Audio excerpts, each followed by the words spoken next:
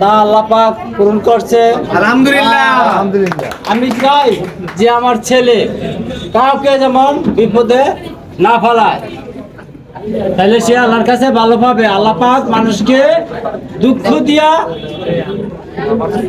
পরীক্ষা করে এবং যখন আল্লাহকে স্মরণ করে আলহামদুলিল্লাহ যখন বলবে, তখন আল্লাহ পাক সহ্য করতে পারবে না, তখন তার আল্লাহ পাক মনের আশা পূর্ণ করবে।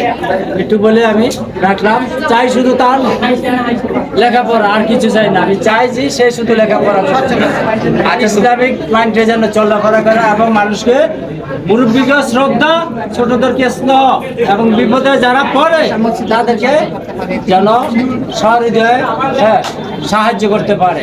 বলে আমি সমাপ্ত। ধন্যবাদ বাবা, বর্ষমা।